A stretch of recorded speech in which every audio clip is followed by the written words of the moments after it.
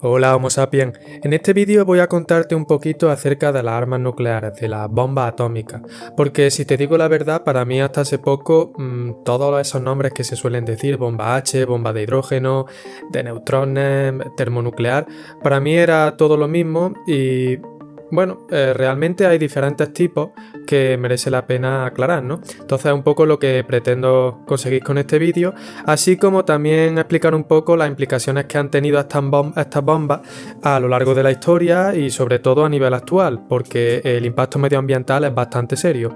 Entonces, primero, ¿qué es una bomba atómica, no? Una bomba atómica es un arma de destrucción masiva que realmente se produce por un mecanismo de fisión nuclear, una fisión de núcleos de los elementos atómicos. No me voy a meter mucho porque la verdad no tengo apenas conocimientos de física nuclear, ¿no? Y debido a esa fisión se produce una gran explosión.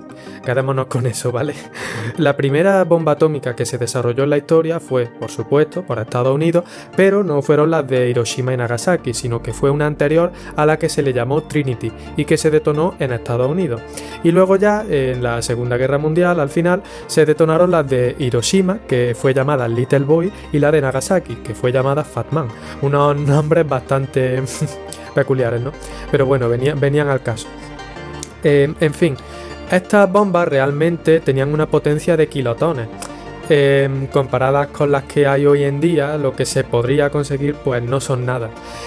Si nos vamos más adelante, vemos que entre 1946 y hasta la década de los 70 u 80, los Estados Unidos y la Unión Soviética empezaron a desplegar su poder nuclear, llevando a cabo muchos test nucleares. Por suerte, ninguno se utilizó en combate. Las únicas bombas, de hecho, que se han utilizado en combate son las de Hiroshima y Nagasaki, pero por suerte más adelante pues no hubo ningún uso como tal, ¿no? Y digo por suerte porque como he dicho antes, la potencia que alcanzaban estas bombas era muy superior, pero muy superior a las bombas de Hiroshima y Nagasaki, ¿vale? Estas bombas de la Segunda Guerra Mundial eran respectivamente la Little Boy de uranio y la Fat Man de plutonio. Esta última era un poquito más potente, pero las bombas que se fueron desarrollando después eran de otro tipo, ¿no? Como por ejemplo la bomba H, bomba de hidrógeno o bomba termonuclear, que es básicamente una bomba atómica de segunda generación que puede alcanzar una potencia mucho más grande. Si las de Hiroshima y Nagasaki tenían potencias de kilotones, estas llegaban a potencias de megatones, o sea, eso multiplicado por 1000 veces. Me gustaría destacar los test nucleares que hizo los Estados Unidos en los atolones de las Islas Marshall, que por aquel entonces eran un territorio, durante la Guerra Fría estoy hablando, que le pertenecía, ¿no? Pero que a día de hoy pues tiene la capacidad de autogobierno y tal. Pero en aquel momento, como digo, eran propiedad de los Estados Unidos.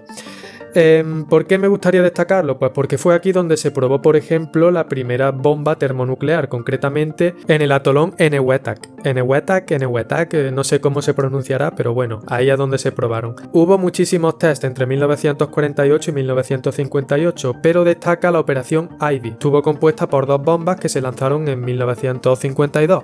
Primero la Ivy Mike, que fue la primera bomba termonuclear de la historia, y después, unas semanas después, si no me equivoco, la Ivy King, que fue también lanzada en ese atolón de isla, pero que no era una bomba termonuclear, era una bomba de fisión normal y corriente, aunque muy potente, porque alcanzaba los 500 kilotones, mientras que las de Hiroshima y Nagasaki estaban en los 16 y 25 kilotones respectivamente, o sea, ya habían perfeccionado muchísimo más las bombas de fisión comunes, como las de uranio y plutonio, pero como digo, las bombas termonucleares eran otra liga, porque la Ivy Mike llegó a alcanzar los 10 megatones. ¿Qué pasó cuando se lanzó esta bomba, Ivy Mike? Que por cierto es, como digo, la primera bomba termonuclear de la historia y la segunda más potente de los Estados Unidos, solo por detrás de Castle Bravo, que fue una bomba que se lanzó 2 años después en el atolón de al lado, el atolón Bikini, y que alcanzó una potencia de 15 megatones, una potencia de detonación enorme, y esa es la bomba más potente que ha lanzado hasta ahora los Estados Unidos,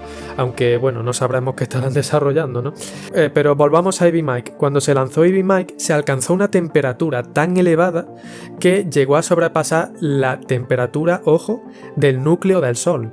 Del núcleo del Sol, ¿vale? O sea, estamos hablando de que el ser humano ha conseguido sobrepasar la temperatura que hay ya no ni siquiera en la superficie del Sol, de nuestra estrella más preciada, sino en su núcleo.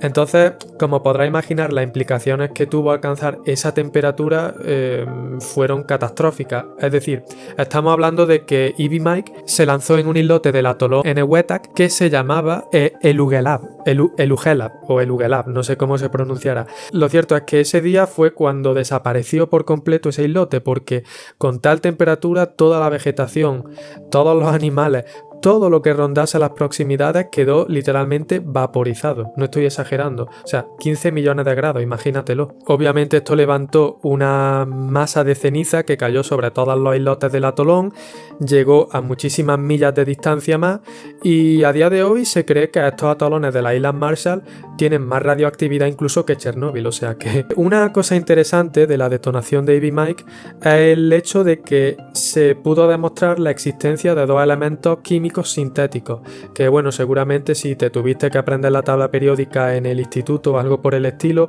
puede que te acuerdes del einstenio y del fermio, que se nombraron en honor a Albert Einstein y a Enrico Fermi. Bueno, ¿de dónde vinieron estos elementos? Pues básicamente de las elevadas temperaturas y procesos termonucleares se generaron de manera sintética, ¿no? Porque son esos elementos sintéticos.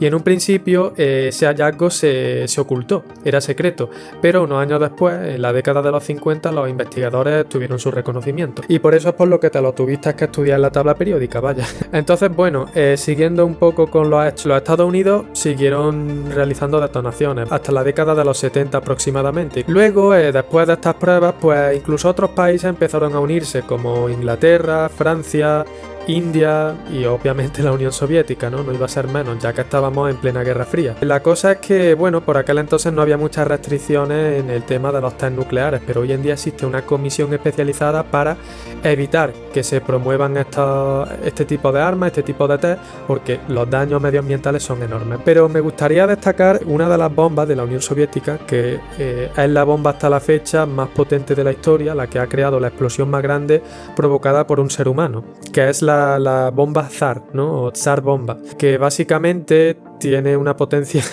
o sea, descomunal. Hemos dicho que Ivy Mike tenía una potencia de 10 megatones y Castle Bravo de 15 megatones. Pues la Tsar bomba llegó a los 50 megatones. O sea que imagínate.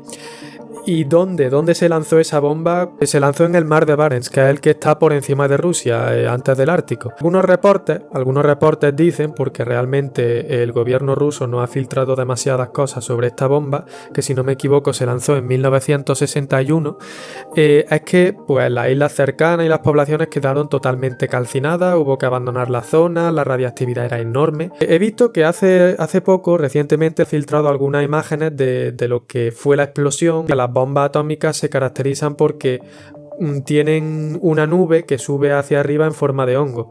Pues esa nube en forma de hongo que se puede ver con la bomba Tsar es enorme, al menos se aprecia, ¿no? Un poco en las fotos, pero te invito a que lo busques por tu cuenta y lo mires. Llega en 1977, los Estados Unidos se han dado cuenta de que todos esos test nucleares que han realizado están teniendo unas consecuencias catastróficas para el medio ambiente, y de alguna manera hay que frenar esto, ¿no? Hay que frenarlo. Por esos años es cuando empieza una campaña para recoger los residuos nucleares de las Islas Marshall, de todos esos test que se realizaron en el Pacífico.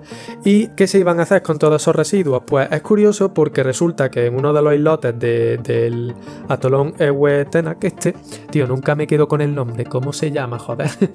El atolón Enewetak, exacto. Una de las detonaciones nucleares dejó un cráter bien grande en un islote. Fue ese islote el que se utilizó para ir depositando todos los residuos, toda la tierra contaminada, que fueron, ya os digo, toneladas, para ocultarlo ahí, para sellarlo, digamos, ¿no? Trabajadores del ejército de los Estados Unidos empezaron a recolectar la tierra contaminada, los residuos, y empezaron a echarlo a ese cráter. Y resulta que durante el proceso, ojo, 6 trabajadores murieron. ¿Por qué? Bueno, no he encontrado si fue por la radiación como tal, aunque no veo otro motivo. No veo otro motivo para el que pudiesen morir así de repente, ¿no? Pasaron los años, y porque fue un proceso de años que costó, si no me equivoco, unos 200 millones de dólares de la época.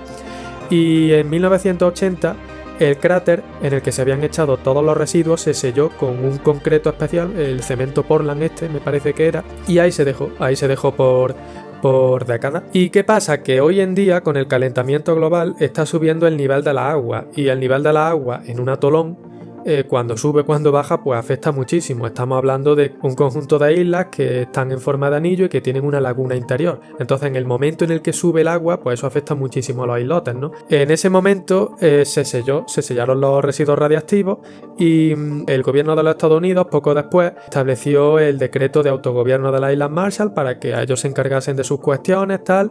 Y claro, a día de hoy, ¿qué pasa? Que con la subida del nivel de la agua, el agua del mar está empezando a entrar en esa cúpula, en ese cráter que los lugareños conocen como la tumba, literalmente la tumba, es un cementerio nuclear, ¿vale? Los residuos están empezando a filtrar por el suelo que hay debajo de ese cráter, llegando pues al mar, contaminando la tierra y provocando una serie de problemas sanitarios muy grandes. Directivos de las Naciones Unidas están advirtiendo de este problema, pero el gobierno de Estados Unidos se desentiende, y se desentiende hasta tal punto que los trabajadores que tuvieron que recoger los residuos contaminados fueron de vuelta a Estados Unidos, y allí con los años empezaron a tener enfermedades. Algunos murieron de cáncer y otros tienen una serie de secuelas bien importantes.